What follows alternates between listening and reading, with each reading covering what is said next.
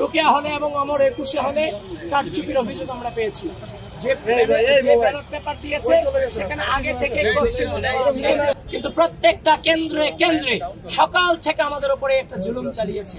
আমাদের পাঠকক্ষ বিষয়ক সম্পাদক সূচনাকে তিনি থ্রেট করেছেন যে তার নাকি বিশ্ববিদ্যালয়ের তিনি কিভাবে পড়ে, তার ছাত্রত্ব কিভাবে থাকে, তিনি নাকি ওই স্টুডেন্টকে দেখে নেবেন।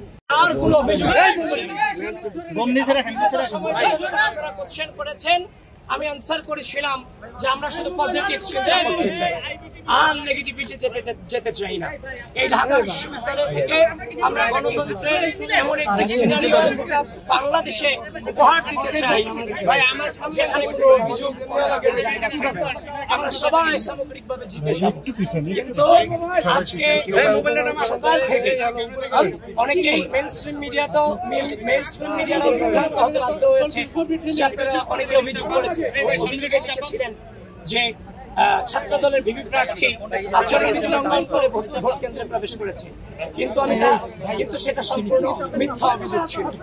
এই জন্য পরবর্তীতে দেখলাম মেইনস্ট্রিম মিডিয়া এটাকে আবার সংশোধন করে নিয়েছে।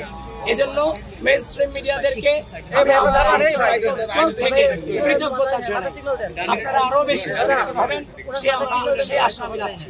কিন্তু দুপুর থেকে আমরা শুনতে পেলাম রোকেয়া হলে এবং অমর 21 হলে কারচুপির অভিযোগ আমরা পেয়েছি। যে ব্যালট পেপার দিয়েছে সেখানে আগে থেকে কোশ্চেন দেওয়া আছে বিবিজিএস এর জায়গায়, শিবিরের বিবিজিএস এর জায়গায়। ঠিক একই ঘটনার পুনরাবৃত্তি ঘটেছে অমর 21 হলে। তার মানে একই ঘটনার পুনরাবৃত্তি ঘটাটা কোনোভাবেই অপরিকল্পিত ঘটনা নয়।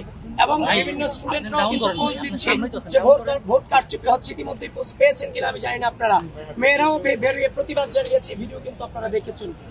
সবকিছু মিলিয়ে আমরা আশঙ্কা করছি যে নির্বাচন এবং যে গণতান্ত্রিক পরিবেশ উপহার দেওয়ার চেষ্টা আমরা করেছিলাম সেটা শুরুতেই হোঁচট খেয়েছে।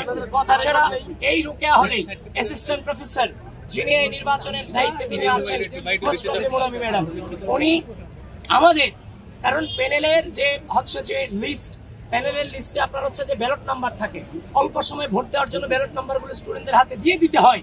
এটা 19 সালের ডাকসু নির্বাচন আমি দেখেছি, তেমন কোনো ঝামেলা হয়নি। কিন্তু প্রত্যেকটা কেন্দ্রে কেন্দ্রে সকাল থেকে আমাদের উপরে একটা জুলুম চালিয়েছে যে এগুলো আমরা দিতে পারবো না। পরবর্তীতে মুনামি ম্যাডাম এখানে যিনি ছিলেন, উনি 100 গজ দূরত্ব থেকেও আমাদের মেয়েরা যখন এগুলো প্রচার করছিল, আমাদের পাঠকক্ষ বিষয়ক সম্পাদক সূচনাকে তিনি থ্রেট করেছেন যে তার নাকি বিশ্ববিদ্যালয়ের তিনি কিভাবে পড়ে, তার ছাত্রত্ব কিভাবে থাকে, তিনি নাকি ওই স্টুডেন্টকে দেখে নেবেন। সুতরাং মুনামি ম্যাডামের তো এই ধরনের হিংস্র আচরণ করার কথা ছিল না, কেননা একটা নির্বাচন, গ্রহণযোগ্য নির্বাচন অনুষ্ঠিত হতে যাচ্ছে। সুতরাং সবকিছু মিলিয়ে আমরা আশঙ্কা করছি যে গণতান্ত্রিক পরিবেশ উপহার দেওয়ার প্রয়োজন ছিল, হয়তোবা সেটা শুরুতেই হোঁচট খেয়েছে। সুতরাং আপনাদেরকে আহ্বান করছি, আপনারা আরো বেশি সচেতনতা অবলম্বন করেন। আপনারা কেন্দ্রগুলোতে আপনারা আপনাদের যতটুকু জানে আপনাদের প্রবেশাধিকারেও কিছুটা বাধ্যবাধকতা করে দেওয়া হচ্ছে, যেটা কোনোভাবেই কাম্য ছিল না। তো সুতরাং সবকিছু মিলিয়ে আপনারা আরো বেশি সচেতন হন। এবং এখনো প্রায় অনেক কিছু সময় আছে, প্রায় 1 ঘন্টা 20 মিনিট কিংবা 10 মিনিট সময় আছে। যারা অনাবাসিক শিক্ষার্থী আছেন, এই চ্যালেঞ্জিং মুহূর্তে দাঁড়িয়ে আমি বলছি আপনারা চলে আসুন, ভোটাধিকার প্রয়োগ করুন।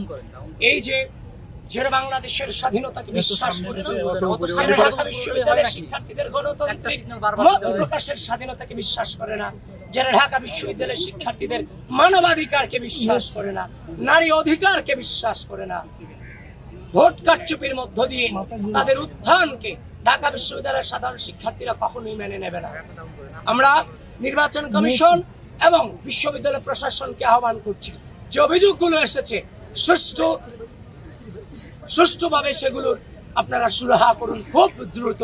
এবং এখনো পর্যন্ত আপনাদেরকে আহ্বান করছি আপনারা আরো বেশি সচেতনতা অবলম্বন করুন।